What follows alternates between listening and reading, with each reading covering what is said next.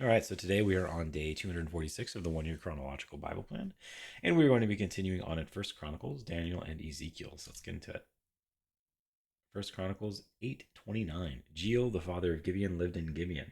His wife's name was Makkah, and his firstborn son was Abdon, followed by Zur, Kish, Baal, Ner, Nadab, Gedor, Ahio, Zechar, and Mikloth, who was the father of Shemaiah. They too lived near their relatives in Jerusalem. Ner was the father of Kish, Kish the father of Saul, and Saul the father of Jonathan, Malchishua, Abinadab, and Eshbal the son of Jonathan, Merib-Baal, who was the father of Micah, the sons of Micah, Python, Pithon, Melech, Tereah, and Ahaz. Ahaz was the father of Jehoiada. Jehoiada was the father of Elameth, Azmaveth, and Zimri was the father of Mosa. Mosa was the father of Benaiah. Rapha was his son, Eliasa his son, and Azel his son. Azel had 6 sons, and these were their names: Azrikam, Bakaru, Ishmael, Shiriah, Obadiah, and Hanan, and all these were the sons of Azel. The sons of his brother Ishak: Ulam his firstborn, Jush the second son of Eliphelet the third. The sons of Ulam were brave warriors who could handle the bow. They had many sons and grandsons, 150 in all. All these were the descendants of Benjamin. First Chronicles 9. All Israel was listed in the genealogies recorded in the book of the kings of Israel and Judah. They were taken captive to Babylon because of their unfaithfulness. Daniel 4. Nebuchadnezzar's dream of a tree. King Nebuchadnezzar, to the nations and peoples of every language who live in all the earth, may you prosper greatly. It is my pleasure to tell you about the miraculous signs and wonders that the Most High God has performed for me. How great are his signs, how mighty his wonders. His kingdom is an eternal kingdom. His dominion endures from generation to generation. I, Nebuchadnezzar, was at home in my palace, contented and prosperous. I had a dream that made me afraid. As I was lying in bed, the images and visions that passed through my mind terrified me. So I commanded that all the wise men of Babylon be brought before me to interpret the dream of mine. When the magicians and enchanters, astrologers, and diviners came, I told them the dream, but they could not interpret it for me. Finally, Daniel came into my presence, and I told him the dream. He is called Belteshazzar, after the name of my God, and the spirit of the holy gods and the spirit of the holy gods is in him.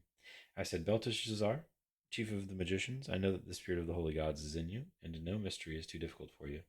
Here is my dream, interpret it for me. These are the visions I saw while lying in bed. I looked, and there before me stood a tree in the middle of the land. Its height was enormous. The tree grew large and strong, and its top touched the sky. It was visible to the ends of the earth. Its leaves were beautiful, its fruit abundant, and on it was food for all. Under it the wild animals found shelter, and the birds lived in its branches. From it every creature was fed. In the visions I saw while lying in bed, I looked, and there before me was a holy one, a messenger, coming down from heaven. He called in a loud voice, cut down the tree and trim off its branches, strip off its leaves and scatter its fruit. Let the animals flee from under it and the birds from its branches, but let the stump and its roots, bound with iron and bronze, remain in the ground and the grass of the field. Let him be drenched with the dew of heaven, and let him live with the animals among the plants of the earth.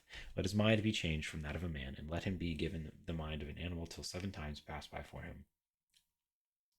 The decision is announced by messengers. The holy ones declare the verdict, so that the living may know that the Most High is sovereign over all kingdoms on earth, and gives them to anyone he wishes, and sets over them the lowliest of people.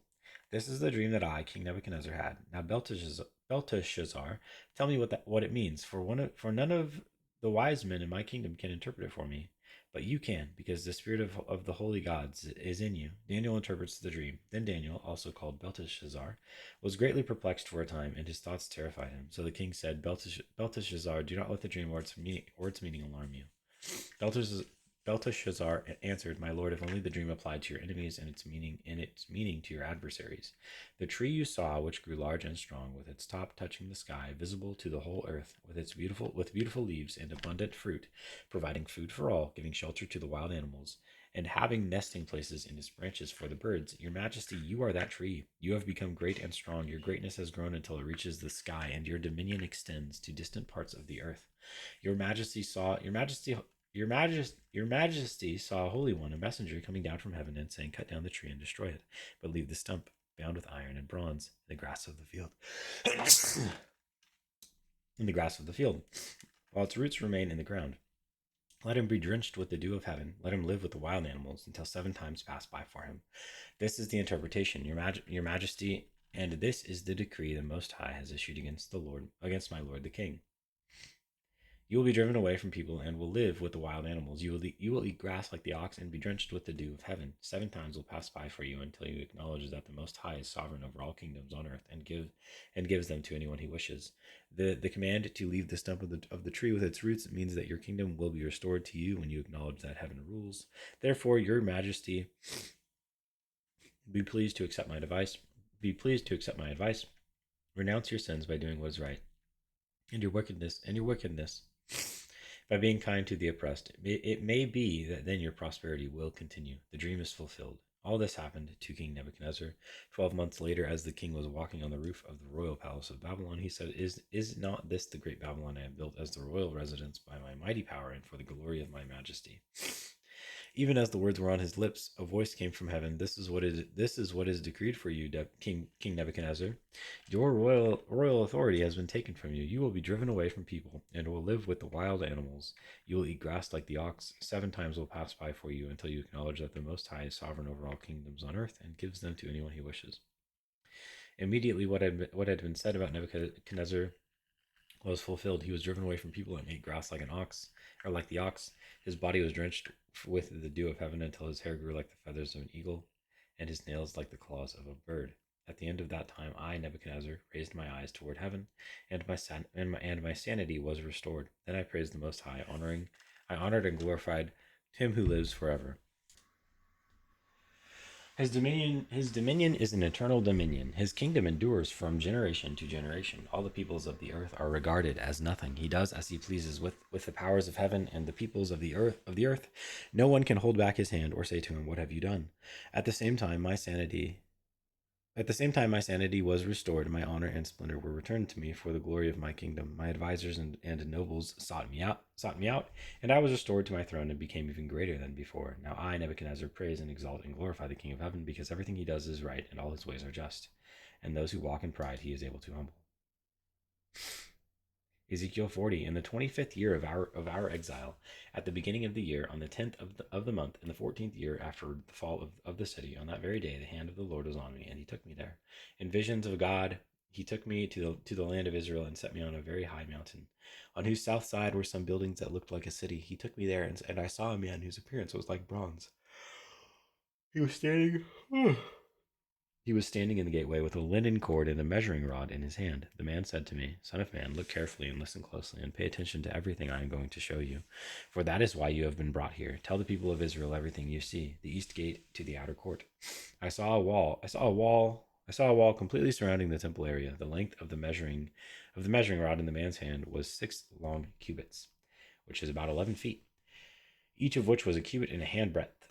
He measured the wall. It was one measuring rod thick and 1 rod high. Then he went to the east gate. He climbed its steps and measured the threshold of the gate. It was 1 rod deep. The alcoves for the guards were 1 rod long and 1 rod wide, and the projecting walls between the alcoves were 5 cubits thick, which is about 8 3/4 feet thick, and the threshold of the gate next to the portico facing the temple was 1 rod deep. Then he measured the portico of the gateway. It was 8 cubits, or about 18 feet deep, and its jambs were 2 cubits, or about 3.5 feet thick. The portico of the gateway faced the temple. Inside the east gate were 3 alcoves on each side. The 3 had the same measurements, and the faces of the projecting walls on each side had the same measurements. Then he measured the width of the entrance of the gateway. It was 10 cubits and its length was 13 cubits, which is about 18 feet wide and 23 feet long. In front of each alcove was a wall 1 cubit high, and the alcoves were 6 cubits square. Then he measured the gateway from the top of the rear wall of one alcove to the top of the opposite one. The distance was 25 cubits, which is about 44 feet, from one parapet opening to the opposite one. He measured along the faces of the projecting walls all around the inside of the gateway, 6 cubits, which is about 106 feet, which is about 105 feet. 60 cubits, 60 cubits, which is about 105 feet. The measurement was up to the portico facing the courtyard. The distance from the entrance of the gateway to the far end of its portico was 50 cubits, which is about 88 feet.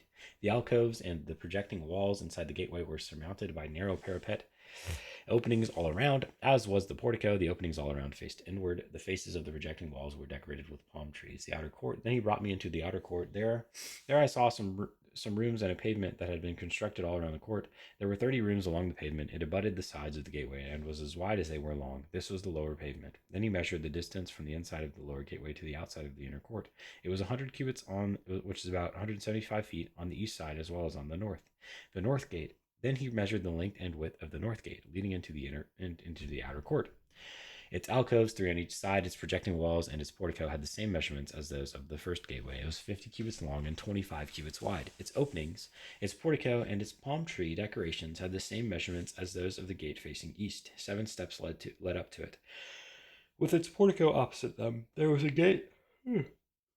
There was a gate to the inner court facing the north gate, just as there was on the east. He measured from one gate to the opposite one. It was 100 cubits, the south gate. Then he led me to the south side, and I saw the south gate. He measured its jambs and its portico, and they had the same measurements as the others. The gateway and its portico had narrow openings all around, like the openings of the others. It was 50 cubits long and 25 cubits wide. 7 steps led up to it, with its portico opposite them. It had palm tree decorations on the faces of the projecting walls on each side. The inner court also had a gate facing south, and he measured from this gate to the outer gate on the south side. It was 100 cubits. The gates to the inner court. Then he brought me into the inner court through the south gate, and he measured the south gate. It had the same measurements as the others. Its alcoves, its projecting walls, and its portico had the same measurements as the others. The gateway and its portico had openings all around. It was 50 cubits long and 25 cubits wide. The porticos of the gateways around the inner court were 25 cubits wide and 5 cubits deep. Its portico faced the outer court. Palm trees decorated its jambs, and 8 steps led up to it. Then he brought me to the inner court on the east side, and he measured the gateway. It had the same measurements as the others. Its alcoves, its projecting walls, and its portico had the same measurements as the others. The gateway and its portico had openings all around. It was 50 cubits long and 25 cubits wide. Its portico faced the outer court. Palm trees decorated the jambs on either side, and 8 steps led up to it. Then he brought me to the north gate and measured it. It had the same measurements as the others, as did its alcoves, its projecting walls, and its portico, and it had openings all around. It was 50 cubits long and 25 cubits wide. Its portico faced the outer court. Palm trees decorated the jambs on either side, and 8 steps led up to it. And that is day 247.